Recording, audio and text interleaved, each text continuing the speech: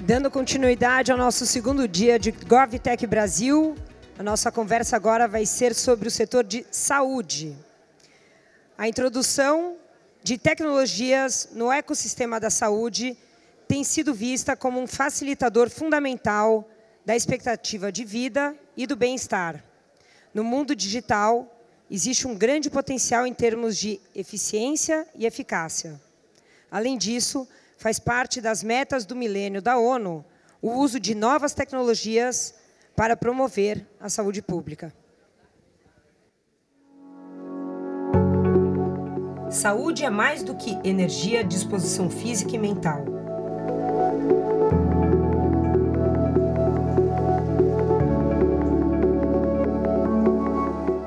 É direito ao bem-estar. Saúde é o equilíbrio entre organismo e ambiente. A inteligência da informação é o primeiro remédio para a saúde pública. Com dados e com tecnologia, podemos saber mais, analisar mais, realizar mais, por muito menos.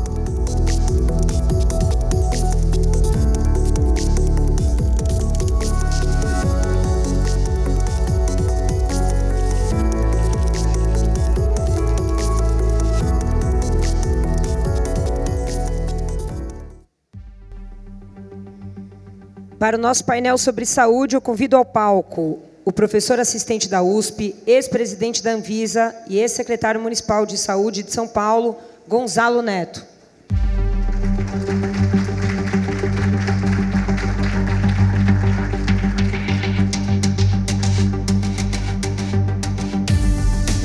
A secretária de Saúde da Prefeitura de Juiz de Fora e professora das Faculdades Integradas Viana Júnior, Elizabeth Jucá.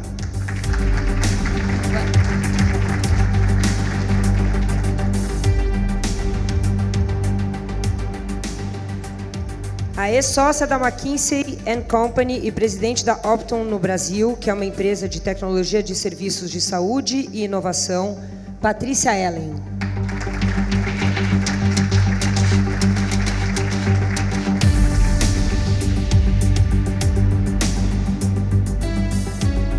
E como moderador do painel, o sócio-diretor da Redpoint Ventures, o primeiro fundo de venture capital do Brasil, criado em sociedade com firmas do Vale do Silício, Manuel Lemos.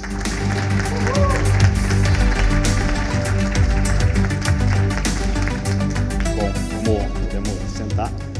Bom dia, né? Acho que falar de um assunto tão sério que toca a vida de todo mundo e que a gente sabe que está permeado de problemas gigantescos aí para a gente resolver. Eu, como um cara da tecnologia, mas numa família só de médico, é quase um momento assim de resolver um pouco as questões lá familiares, da gente falar um pouco de como é que a gente pode trazer tecnologia para resolver os problemas que a gente tem em saúde. Antes da gente começar, vou só dar um pouquinho de contexto. Eu estava lembrando e conversando com meus colegas aqui de painel, que há 20 anos atrás, meu primeiro trabalho, ainda na academia, ali, foi ajudar num projeto grande, que era o projeto do Cartão Nacional da Saúde, que tinha como objetivo resolver alguns dos problemas que a gente discutiu aqui. Identidade digital era uma das discussões que a gente tinha, trazer mais tecnologia e mais informações para a saúde, para buscar mais eficiência, etc.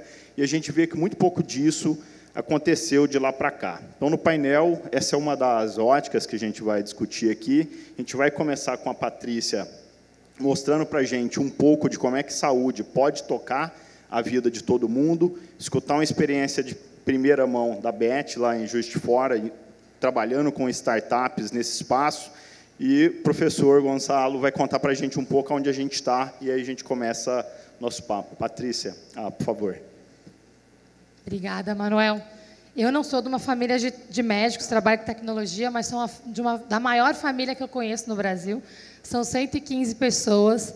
Minha avó teve 21 filhos, por parte de pai, por parte de mãe foram 10, e meus pais tiveram 7. mas são todos muito usuários do sistema de saúde, e eu acho que essa tem sido a experiência que mais me inspira a transformar a saúde no Brasil. Ver como as pessoas precisam da saúde.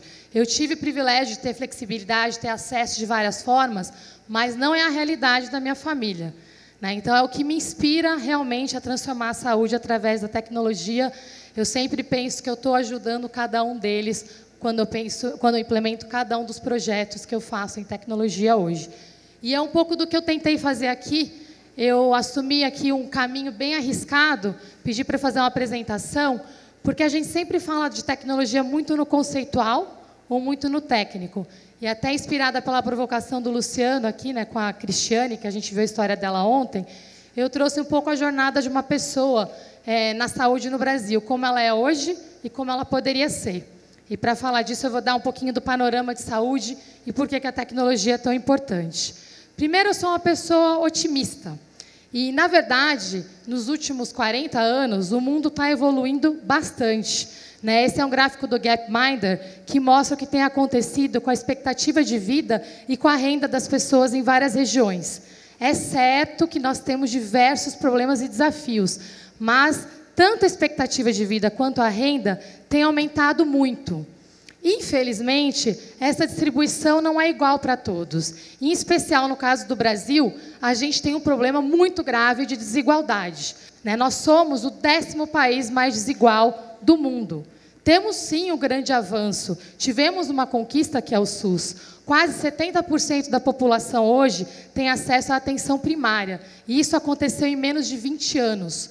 O SUS é o maior sistema público de saúde do mundo. Então, nós temos, sim, a obrigação de fazer isso dar certo. E eu estou falando isso aqui não como uma pessoa que não tem acesso, mas a neta da dona Celina, do João, do Zezinho, filha do Messias, que todos hoje dependem desse sistema. E eu posso ser a executiva mais bem-sucedida do mundo, eu não vou resolver o problema da minha família se a gente não resolver esse aqui juntos. Nós temos hoje somente 1/4 da população que tem acesso ao sistema privado, e uma série de outros desafios regionais em saúde. Essa realidade impacta muito o nosso sistema. Por quê? Uma das nossas grandes conquistas, que foi exatamente o aumento da expectativa de vida, também virou um grande desafio.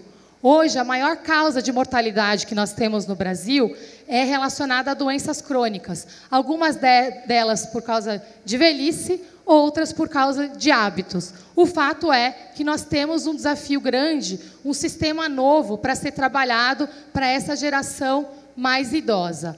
Mas, ao mesmo tempo, nós ainda não resolvemos outras questões, outros problemas do Brasil. Eu só deixei aqui como comparação para vocês um ponto que, para mim, é muito importante. Você vê a pirâmide etária do Brasil hoje e a que vai ser em 2065. Essa aqui é a do Japão.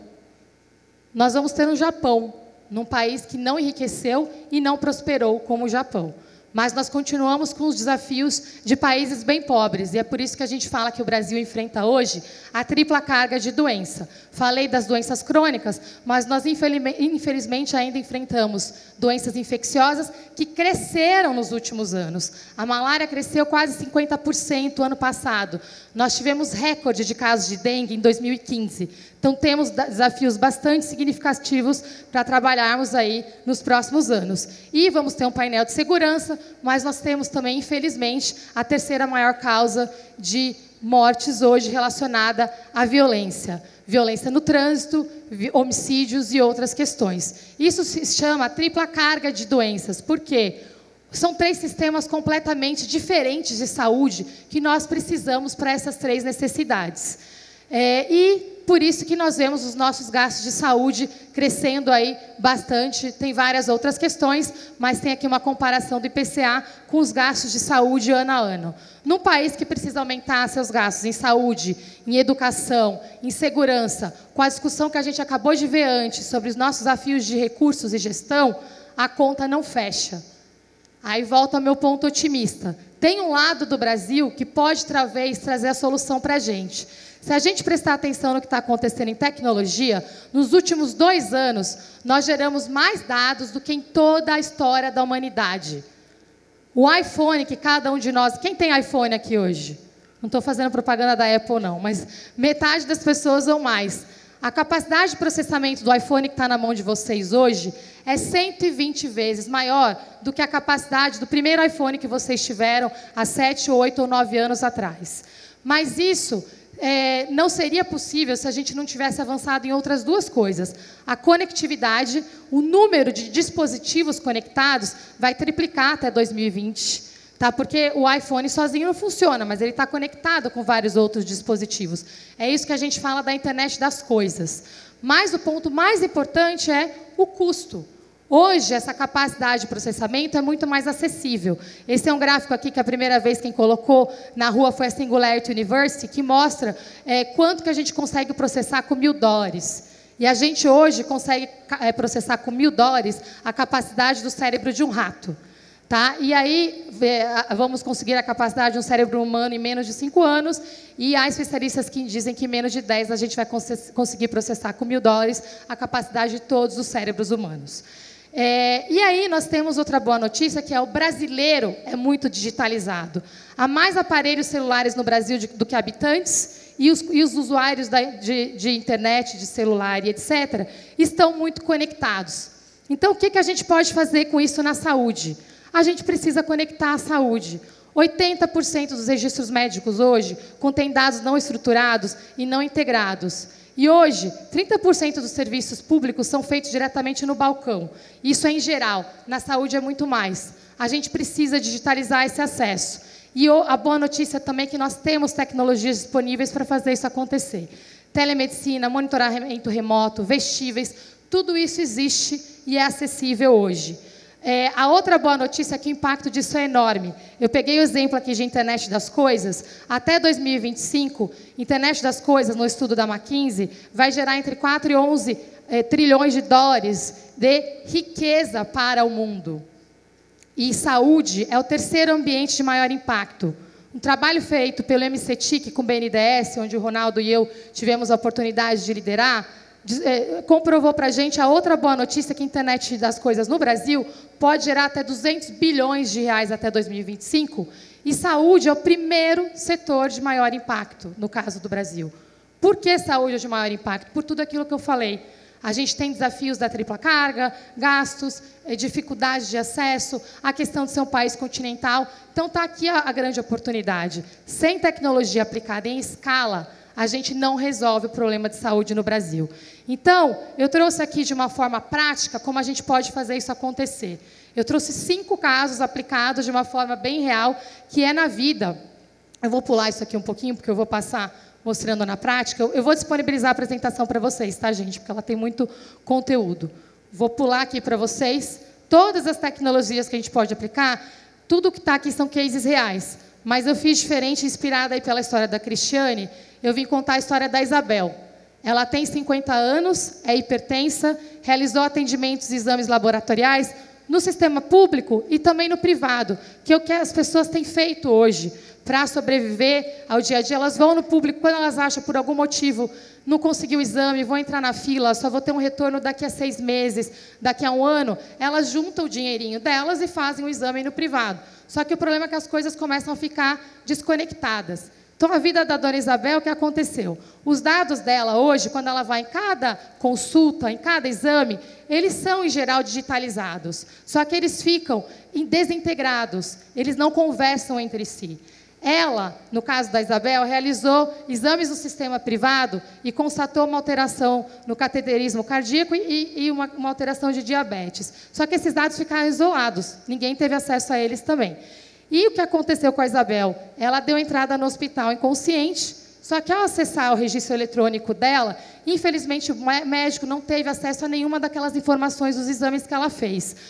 O atendimento dela foi feito às pressas, de uma forma cara, ruim para ela, né, com efeitos ruins para todo mundo, porque ela chegou já num quadro muito agravado. E depois ela foi engajada num programa clínico independente, sem muito acesso a tecnologias para monitoramento remoto. Sem uso de dados também para a predição dos problemas que ela pode ter. Após alguns anos, a Isabel começou a ter perda de memória.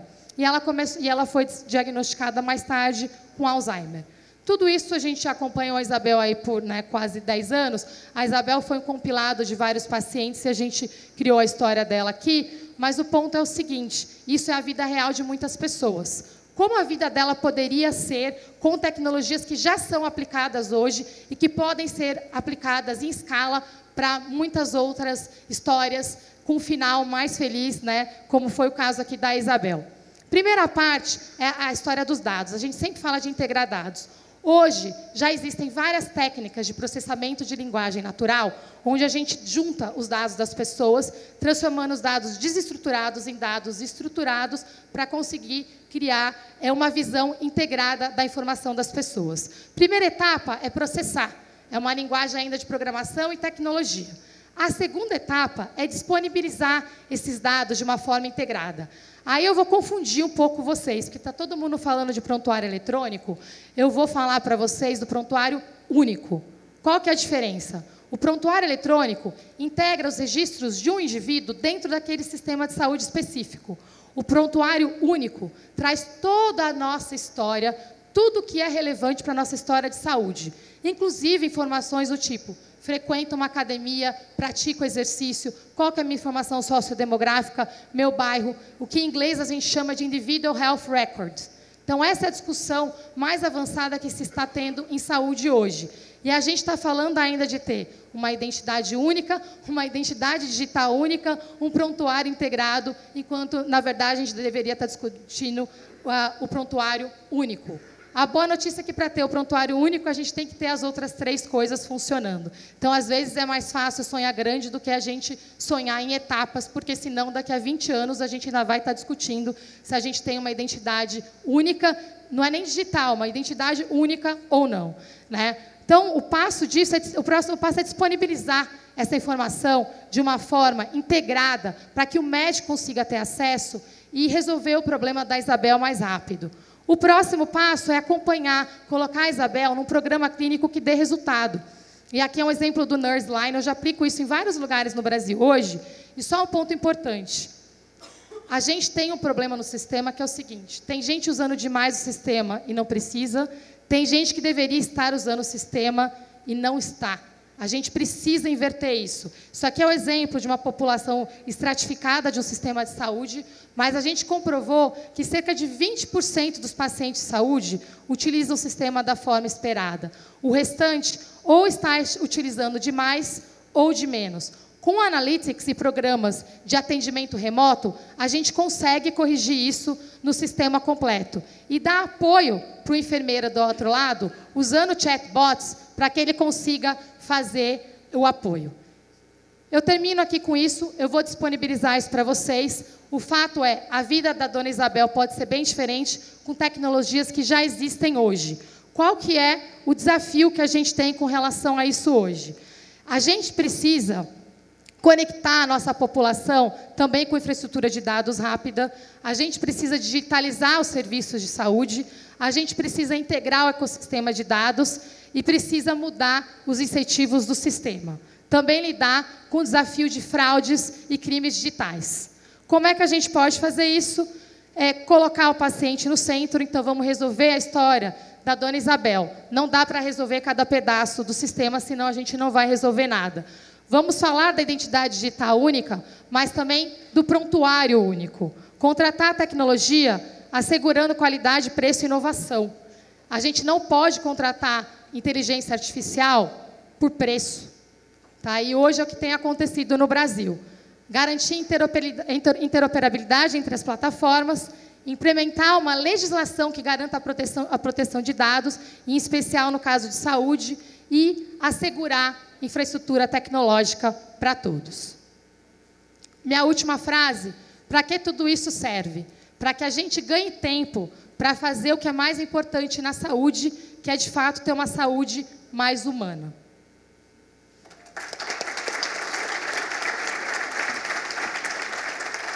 Bom, a gente viu rapidamente aqui tanta informação que, de fato, existe muita tecnologia para ser aplicada. Acho que tem um monte de empresas tentando trazer isso para o serviço. Eu mesmo lá, hoje a gente olha, sei lá, 1.500 startups por ano, muitas delas em saúde, mas poucas conseguem chegar de fato, por exemplo, trabalhar com uma prefeitura, com o Estado, etc.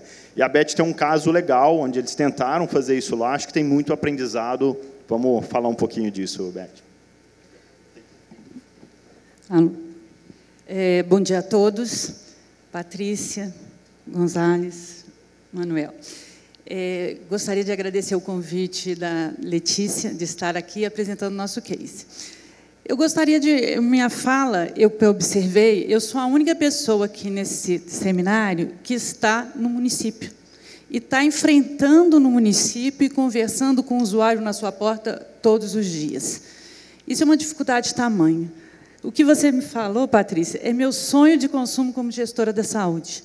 É isso que nós precisamos, é isso que nós queremos. Mas nós enfrentamos dificuldades que, às vezes, a gente não imagina. É a medicação na porta que nós não temos. Por quê? O financiamento da saúde é tripartite. Se um ente federativo não faz a sua parte, nós não conseguimos dar aquele medicamento ao usuário. Mas, pensando na história da Dona Isabel, nós tivemos acesso a um aplicativo chamado Cuco, num Demo Day da Brasil Lab, que nós vimos que poderia nos facilitar a Dona Isabel não ter complicações e não precisar entrar no nosso sistema. Porque nós queremos a Dona Isabel com saúde, nós não queremos a Dona Isabel com doença. Por quê? Porque nós não temos capacidade financeira para dar o melhor serviço de saúde para a Dona Isabel precisa. Então, esse aplicativo Cuco faz uma coisa muito simples. Avisa ao paciente, ao usuário do SUS, a hora que ele tem que tomar um medicamento, para ele ter um tratamento efetivo na hora certa. Se ele não, e avisa também a uma pessoa que ele indicar. O que ele serve para nós? É um aplicativo gratuito que qualquer um de nós podemos baixá-los e pedir para ele nos avisar a hora do medicamento, a frequência e tudo isso. A geração de dados para ver se aquele paciente está tomando a medicação na hora certa e qual que é a complicação desse paciente. Nós investimos isso principalmente em doenças crônicas, hipertensões e diabetes. Nós temos hoje, em termos de 40 mil habitantes com doenças crônicas, e nós viemos acompanhando. Fizemos todo um plano de comunicação, de engajamento, e no SUS, a pessoa que faz um engajamento do paciente com a unidade básica de saúde é o agente de atendimento ao público. Ao público, não, desculpa, agente comunitário de saúde. E nós investimos nesse agente como o papel de engajamento de implementação desse aplicativo nos pacientes. E foi um plano de comunicação muito forte. Foi um sucesso. A nossa meta, nós temos um projeto piloto em 10 unidades básicas e era ter 1.500 downloads em 2 meses. Em uma semana, nós tivemos os 1.500 downloads. Nós nem esperávamos isso. E ficamos muito felizes. E começamos a acompanhar este usuário. E vimos que, depois de 60 dias, de 1.500 caiu para 900. E aí vamos verificar o que estava acontecendo. Primeiro, nós vimos que a curiosidade foi maior do que a avaliação do valor agregado para ele na hora de tomar o medicamento. E que o agente comunitário não era a pessoa que ele via como referência, que nós tínhamos que ter utilizado o médico. O médico falando, ele vai seguir. O agente comunitário de saúde, ele não vai seguir. Então, agora nós estamos revisando todo esse projeto, empoderando o médico como esse agente transformador de uso desse aplicativo e agregando uma outra funcionalidade, que é a Nurse Line. Porque essa Nurse Line vai ser uma ligação de qualquer coisa que ele sentir, ele entrar no chat e tirar suas dúvidas. E essa Nurse Line também vai poder encaminhar mais efetivamente, mais rapidamente para a nossa unidade básica, que qualquer problema mais grave será encaminhado para o restante da nossa rede. Ele é um programa transformador. Outra coisa que nós vimos também é a questão do acesso ao smartphone, que pessoas com doenças crônicas são pessoas mais velhas, e que nós temos que investir na pessoa do cuidador dessa pessoa de doenças crônicas, que é esse que vai alertá-lo. Então, nós estamos vendo uma gama de aprendizados que nós estamos tentando corrigir, porque nós não vamos desistir. Nós não somos a primeira cidade a ter esse aplicativo, nós somos a segunda. E a primeira não teve o resultado pela insistência e pelo planejamento de implementação desse aplicativo. Hoje nós temos um gasto muito grande com o adoecimento e não com a saúde. E o adoecimento custa caro. E custa caro de uma forma que hoje nós não estamos conseguindo mais sustentar. Eu estava conversando com a Patrícia antes, que é o meu sonho de consumo, mas eu não vejo perspectiva de como eu consiga contratar toda essa inovação. Esse aplicativo Cuco, nós tivemos a possibilidade de implementação, porque nós temos uma parceria com Comunitas, que a cidade de Juiz de Fora é uma das cidades do Juntos, e que, com isso, ela nos forneceu a aplicação, inclusive para gerar conhecimento, para ser aplicado, escalado em outros municípios. Eu acredito muito nesse aplicativo. As informações geradas por nós, para nós, está sendo para melhorar o atendimento ao usuário, muito importante, inclusive avaliando como o médico vem tratando esse usuário, como a equipe de saúde da família está tratando esse usuário, se o fornecimento de medicamentos que nós adquirimos e distribuímos, ele é efetivamente utilizado, então tem um modelo de gestão, inclusive, de compras envolvido nisso, porque lá em Juiz de Fora nós trabalhamos as unidades, qualquer unidade de saúde baseado em um tripé. Assistência em saúde em primeiro lugar, mas tem que também ter um modelo de gestão implementado e um modelo de acolhimento e humanização. Senão, a pessoa, nós não conseguimos gerir esse sistema que ele já é tão bom, mas tão árduo para quem o utiliza.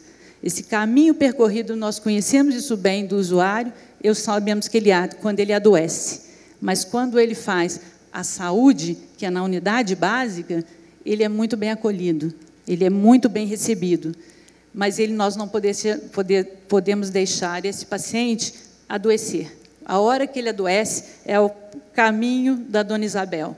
Ele não consegue o exame, ele não consegue a consulta especializada, ele não consegue entrar no hospital, é o caminho mais difícil. Então, nós estamos investindo nesse medicamento, nesse aplicativo, para que eles nos façam cuidar da saúde dos nossos pacientes. Só assim, evitando o adoecimento. E podemos dar uma atenção primária em saúde melhor a esse paciente. Esse Juiz de Fora quer investir em inovação. Eu já converso com a Patrícia há longo tempo. A gente vem conversando também com a Brasil Lab em todas as possibilidades. Por quê? Nós precisamos investir em inovação para dar melhor acesso aos nossos pacientes. Muito obrigada.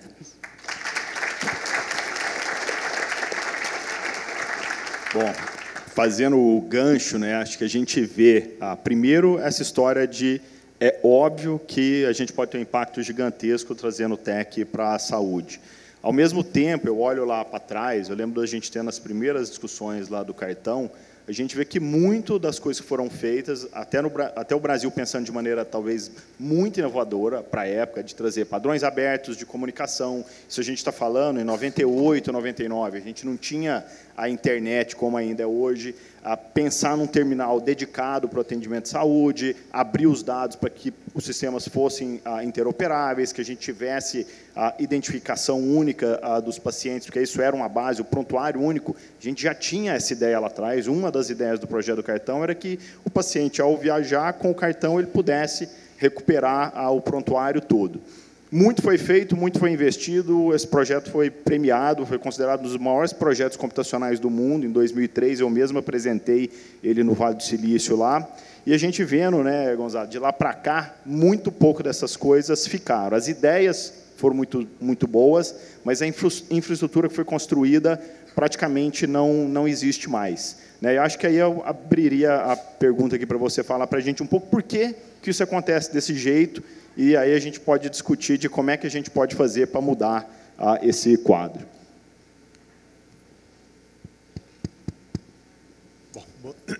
Bom dia a todos e a todas, bom dia aqui à nossa mesa. Queria agradecer o convite para estar aqui.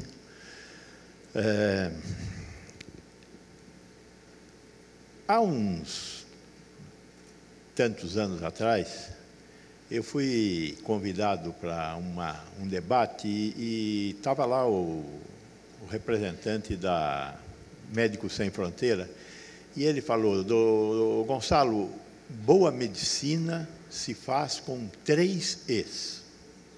É necessário escutar, examinar e explicar.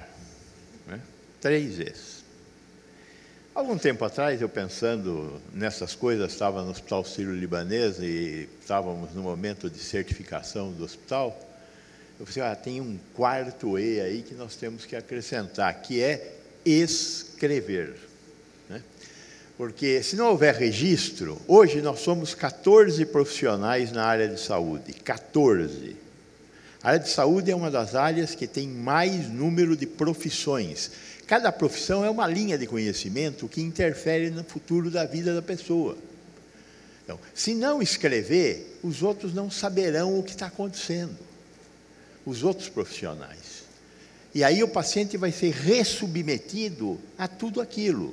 Então, essa história do prontuário único é mandatória, não é mais uma discussão. Então, tem que escrever. E é o 5º E, é o e-health. Não tem saída mais. Não tem como fazer assistência à saúde sem digitalizar. Agora, em que passo nós estamos da digitalização no Brasil? Estamos muito atrasados. No setor público e no setor privado. No setor público, nós temos um conjunto de problemas. Boa parte desses problemas podem ser resumidos pelo que já foi discutido na mesa anterior. Ontem eu não estava aqui, mas deve ter aparecido, aflorado isso também, que é a questão da eficiência. Por alguma razão, nós brasileiros resolvemos brigar com a eficiência.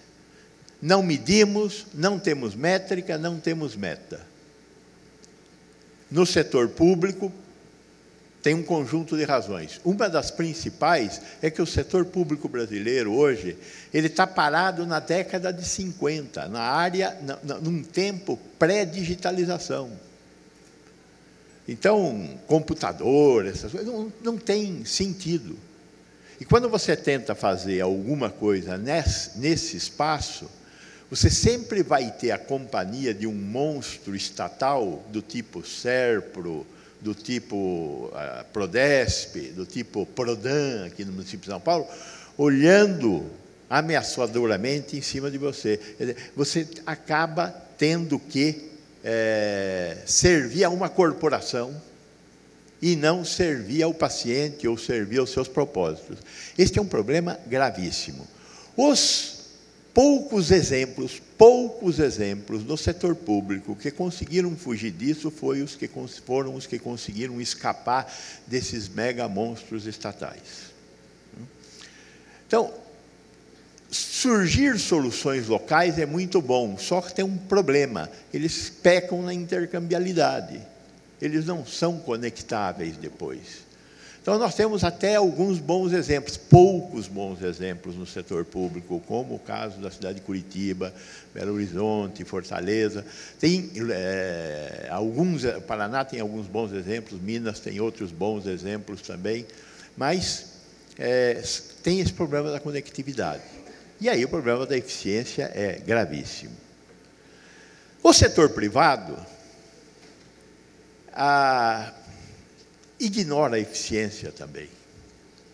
O setor privado no Brasil, na área da saúde, se vale de um sistema de gestão francês. Assim como tem o sistema japonês da Toyota, tem um sistema de gestão francês que se chama laissez-faire. Você não precisa fazer nada, que tudo vai dar certo. A última linha do balanço vai ser azul. É um pouco isso. Agora nós estamos acordando para essa realidade, porque os custos dispararam de uma tal maneira que nós temos que começar a tomar providências. O Brasil, no setor privado da saúde, faz 135 ressonâncias por 1.000 beneficiários ano. A Alemanha faz 22. Alguma coisa está errada.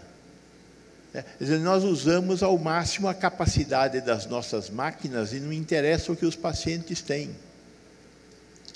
Nós não estamos preocupados com a questão da integralidade da atenção à saúde, porque ninguém remunera ações de promoção e proteção, remunera ações de recuperação e cura. Por isso nós queremos saber das doenças, e nós não queremos saber nem do antes nem do depois da doença. Nós não estamos preocupados com cuidados paliativos. Então, essa preocupação, ela tem que aflorar, e nós temos que aumentar a eficiência. No setor saúde, o SUS em particular, é uma coisa importante que a mesa anterior bateu muito nessa história. O SUS é uma cópia. A gente fica falando mal do SUS, mas o SUS é uma cópia do Sistema Nacional de Saúde inglês, do National Health Service, inclusive do ponto de vista da atenção primária, que é um componente que deu certo. Agora, é um componente que se beneficiaria imensamente da IoT.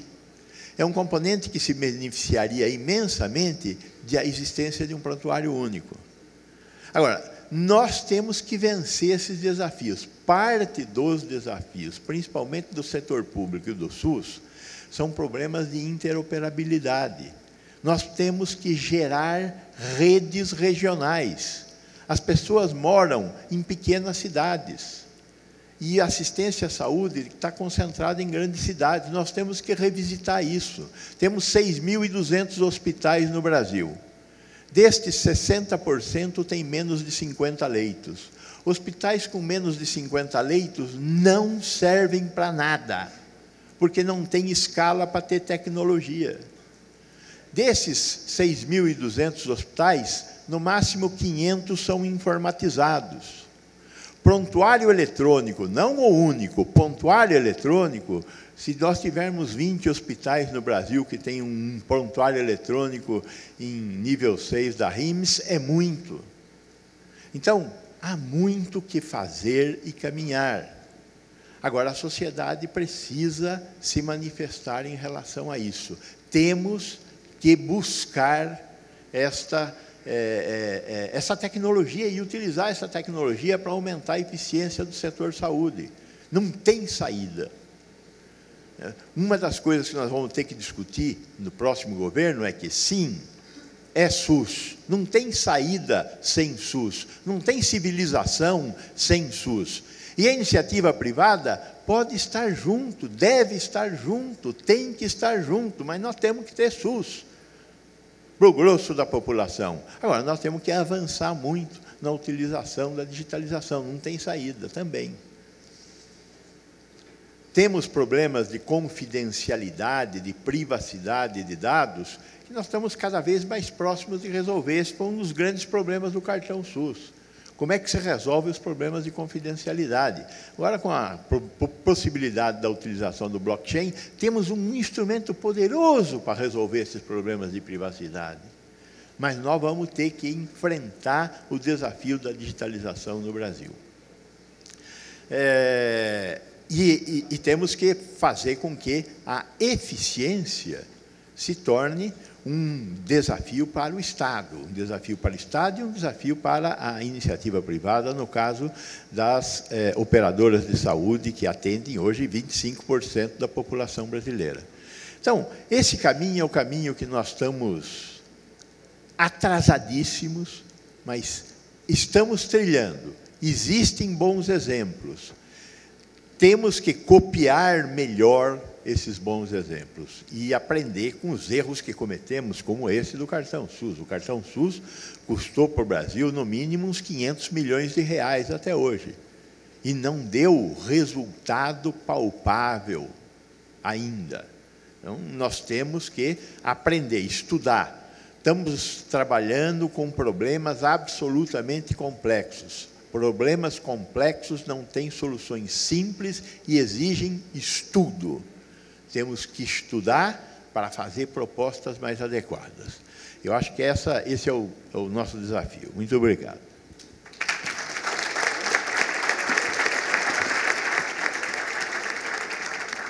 Bom, puxando tudo que a gente escutou aqui, né, aonde que vocês veem que a gente está falhando mais na hora de fazer essas iniciativas que já tentam aplicar a tecnologia a terem sucesso ou não? O que a gente poderia estar fazendo de diferente, né? Trazendo um pouco até da fala do Lisboa no painel anterior, a questão do aprendizado é fundamental, né? Da gente deixar esse registro do que funcionou, do que não funcionou, e por que a gente não está dando o próximo passo simplesmente corrigindo os erros que a gente já cometeu. O que vocês acham que a gente pode fazer nesse sentido? Eu acho que todos os gestores de saúde estão preocupados com isso, não resta dúvida. Eles querem melhorar a eficiência, a eficácia e, inclusive, melhorar o financiamento, o gasto em saúde. Mas, hoje, nós deparamos com a questão que a tecnologia ainda é muito cara. E a questão do preço da tecnologia, ele inviabiliza qualquer projeto de implementação. A integração de todas as informações num protocolo único, para mim também ela é fundamental, mas o nosso dia a dia ele precisa ser regulado e se eu tiver que fazer uma opção entre comprar medicamento e implementar uma tecnologia, eu vou ter que comprar medicamento.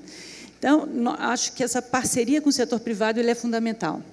Nós estamos conseguindo alguns avanços junto ao Comunitas, que são nossos parceiros e nos financiando, mas eu acho que precisamos de mais. São só 16 cidades brasileiras e nós temos 6.000 e tantos municípios. Então, eu acho que nós precisamos sentar e conversar conversar com a sociedade como resolveremos esse problema. E não dá mais para esperar e nem dá para gerir saúde sem ter tecnologia. Acho que hoje nós temos lugares avançados, mas ainda temos muito o bloco caderninho de anotação. Muito. E não dá mais do tamanho do país e do volume de informações que nós trabalhamos com caderninho. Eu posso te falar de experiência que hoje eu tenho 63 unidades de saúde na minha cidade, em Juiz de Fora, que 50 estão conectadas, mas eu ainda tenho 13 que ainda tem bloquinho. Eu estava conversando com a Patrícia anteriormente, por que isso? Porque eu não tenho infraestrutura para ligar todas as informações. Então, esta é uma realidade que nós temos. E Juiz de Fora é uma cidade de 563 mil habitantes, mas ela é referência para 1.600.000, porque os hospitais de 50 lugares do entorno fecharam, porque ele não tem escala e não é resolutivo. E nessas cidades, eu não tenho informação dessas cidades, porque elas não estão conectadas. Então, esta é a nossa realidade brasileira. Então, não é essa a realidade de São Paulo, né, e nem de Belo Horizonte. É esta a realidade. Nós não temos conectividade das informações na maioria dos municípios brasileiros. Então, precisamos investir nisso. Eu acho que uma das questões do próximo governo é colocar a inovação como uma política de Estado, não uma política de governo. Se quisermos melhorar, temos que investir nisso. Não só na saúde, mas como na educação e toda a questão de tecnologia e inovação que precisamos nesse país. Legal. Patrícia, seu trabalho depende muito desses dados, né, que a gente está falando, que nem sempre estão disponíveis. Aonde você vê os desafios nesse lado aí? Eu acho que dados têm um espaço muito importante para a gente começar a atuar como sistema integrado. Tem vários atores separados que não se conversam hoje. Eu consigo te dar... Os meus casos de aplicação prática de sucesso, eles são isolados, são muito específicos, né? Eu não consigo te mostrar no Brasil hoje um exemplo que aplicou de ponta a ponta todas as melhorias para, de fato, mudar a vida ali da Dona Isabel. Então, acho que tem a questão da regulação de dados, eu concordo com o Gonçalo, que é um grande avanço. Agora, a gente precisa aprender a compartilhar dados e usar esses dados para pesquisa e para a melhoria da tecnologia.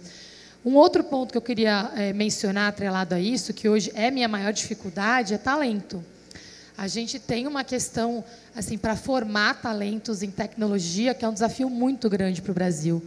A gente viu no painel de ontem o Bill falando dessa questão de como está tendo discutido no mundo que as atividades vão ser automatizadas e como é que vai ser a questão do emprego.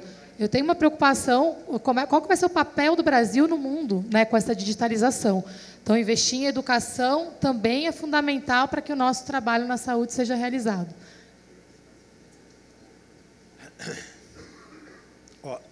A administração pública brasileira, eu já disse, está muito atrasada.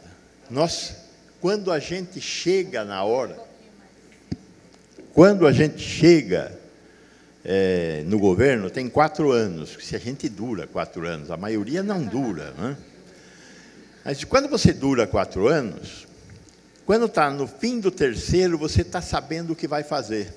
Porque a administração direta é um desastre, né? Tem que licitar, tem que concursar. Um concurso público demora 2 anos para produzir resultados. O estoque médio do Hospital das Clínicas é de 90 dias. O estoque médio do Hospital Sírio-Libanês, que eu dirigi 10 anos, é de 20 dias. Isso tem um custo.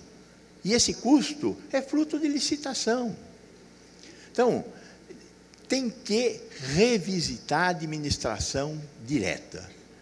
E temos que melhorar a nossa capacidade de realizar parcerias com a administração privada, que sejam transparentes e que tenham uma certa segurança regulatória.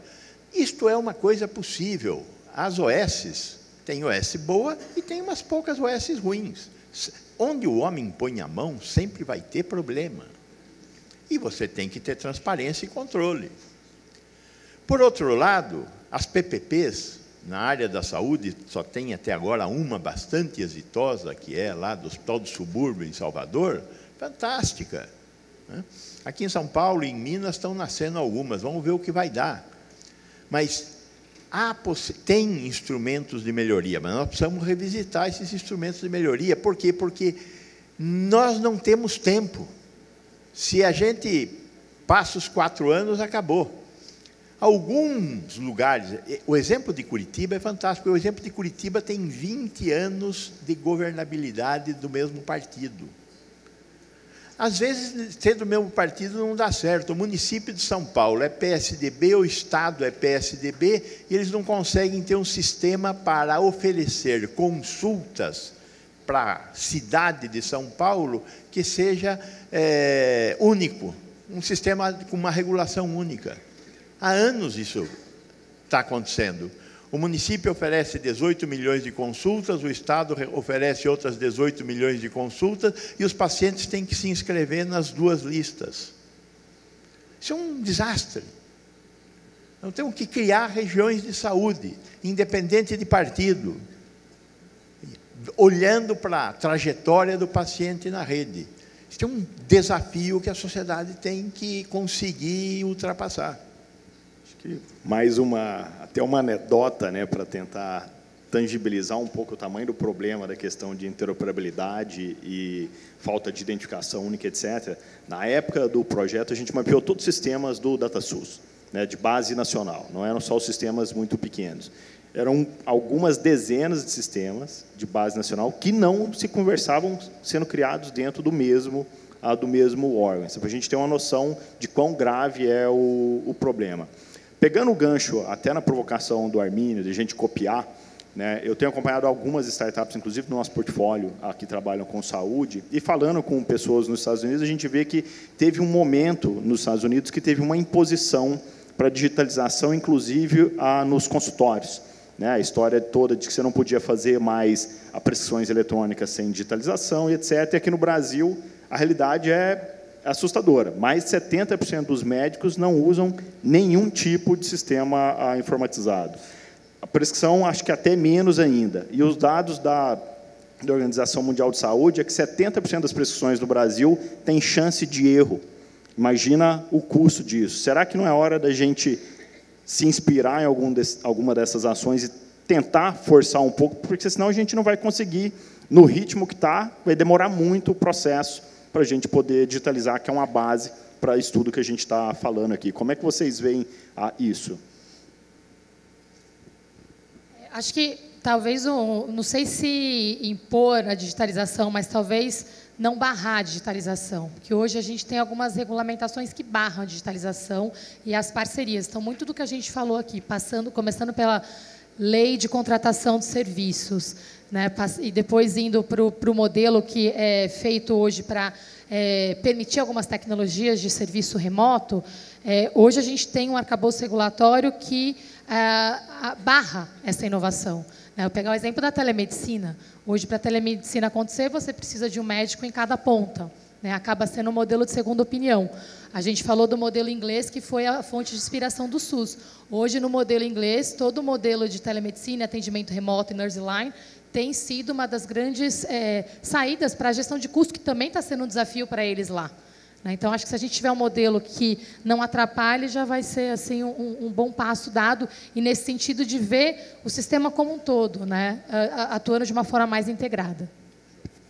Eu acho que de novo aqui, nós temos um problema do cartório. Veja, certificação digital. No mundo inteiro é esse desastre que é aqui. Agora, os cartórios gostam.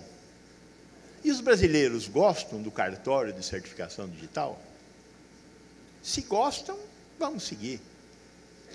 Está certo esse negócio do CRE, do Conselho Federal de Medicina, exigir a presença física do médico? Isso é bobagem. Mas nós estamos nos entregando às corporações. Eu não posso ter um técnico de enfermagem numa unidade sanitária que não tenha uma enfermeira. Fazendo o quê? Supervisionando o técnico. Não fazendo outras coisas só.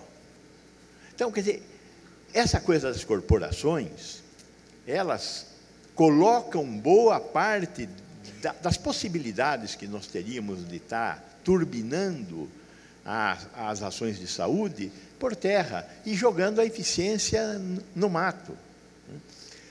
Uma coisa que a Elizabeth falou aqui é uma coisa que no setor saúde sempre existiu.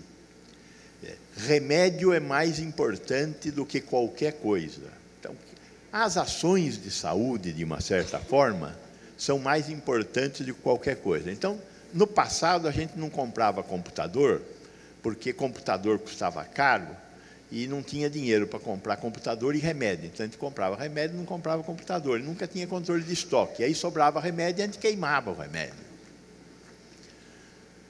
Diminuiu um pouco ou nós não estamos sabendo enxergar? A mesma coisa em relação a essas questões que as corporações têm imposto a assistência à saúde. Temos que ter equipes multiprofissionais? Temos que ter equipe, mas não temos que ter equipe por causa das corporações. Eu não tenho que ter um farmacêutico, porque o Conselho Federal de Farmácia exige que onde tem uma caixinha de remédio, eu tenha um farmacêutico. Eu tenho que ter um farmacêutico para fazer administração de estoque, para fazer farmácia clínica, coisas importantes. E nós temos que encontrar uma saída. E só existe uma saída medindo para perceber que pagar a licença do Windows é caro, mas vale a pena. Pagar a licença de um banco de dados, que nós temos um medo desgraçado de pagar a licença de um banco de dados, é cara em termos, se eu observar o resultado da utilização daquele software que faz gerenciamento de banco de dados. Sem gerenciamento de banco de dados não tem saída, não tem começo, aliás. Então, esse problema de conseguir medir e ter metas nos leva a fazer investimentos equivocados e deixar de fazer outros investimentos que, neste momento, são mandatórios, como estes atrelados à digitalização. Então, temos que mudar a capacidade de gestão do Estado, temos que mudar a capacidade de gestão da iniciativa privada, temos que destravar estes mecanismos de utilização de tecnologia digital. E isso, em certa medida, alguns desses destravamentos implicam em acabar com cartórios e diminuir a insegurança jurídica de quem faz esses investimentos. Concordo plenamente com o Dr. Gonzalo. E eu queria aproveitar que muito da identidade digital, como ela pode nos favorecer nesse problema. Vou contar um caso. Eu sou mineira, viu, gente? Então, mineira conta muito caso, né? Então, eu estava conversando com o Manuel, Juiz de Fora tem 563 mil habitantes. E tínhamos 2.500.000 cartões SUS. Ficamos apavorados com esse número e não sabíamos o que estava acontecendo. Como nós somos polo, falei, será que as pessoas de Três Rios, além Paraíba, que os nossos vizinhos cariocas fronteiriços estão vindo todos para cá, o que está acontecendo? E resolvemos fazer um cadastramento. Nós estamos encontrando, para cada munícipe de Juiz de Fora, uma média de 3 cartões SUS por pessoa. O sistema nos permitia, chegava na unidade, esqueci meu cartão, não tem problema, faço outro. Então, que informação esse cartão tem que ele não dá a identidade da pessoa? Então, isso não pode acontecer. Eu não tenho um dado, inclusive, nem para planejamento.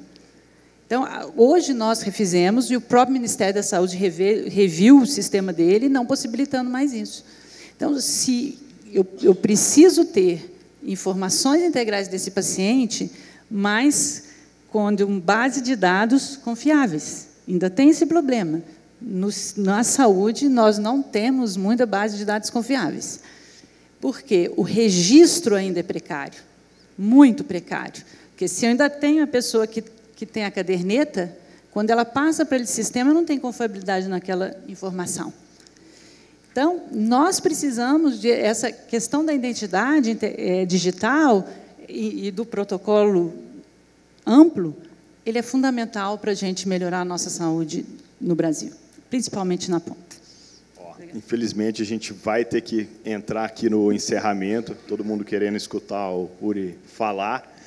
E acho que é um assunto fascinante, a gente poderia ficar aqui o dia todo falando de como trazer tech para a saúde. Para encerrar, eu gostaria de se a gente pudesse sintetizar uma ação. A gente vem agora, vamos passar por um processo de eleições, chegar novas pessoas aí, de preferência, gente com ideias mais novas, pensando mais para frente. O que vocês deixariam de recado, ou vocês acham que seria assim, uma ação na visão de cada um de vocês para a gente encerrar o papo aqui hoje?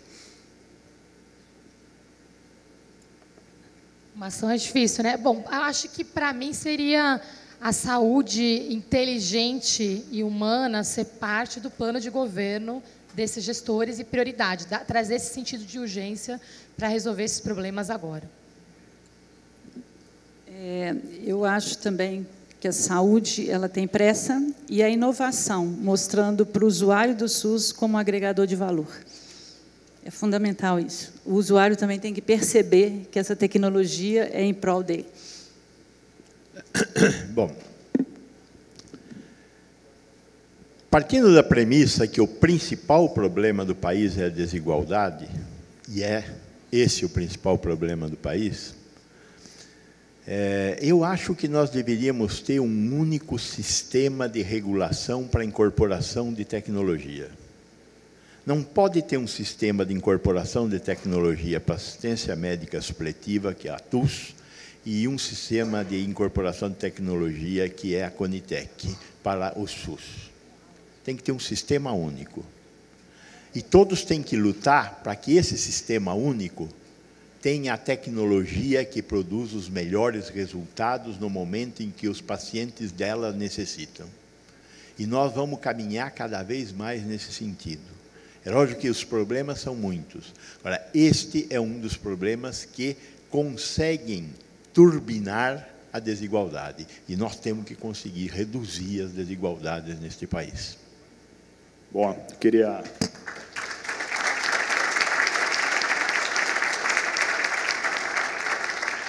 agradecer Patrícia, Elizabeth, professor Gonzalo. Eu acho que tecnologia não é panaceia, tá? Tem uma responsabilidade grande nossa de como é que a gente aplica isso daqui para frente. Sozinho, ela não vai mudar. Há 20 anos atrás, eu escutava as mesmas desculpas em cima da tecnologia. É cara, hoje ela ficou 1 milhão de vezes mais barata, se a gente pensar como é que mudar os custos, e a gente continua falando dos mesmos problemas. Está na hora da gente esperar e agir para ter resultados diferentes. Valeu, gente. Obrigado. Obrigada.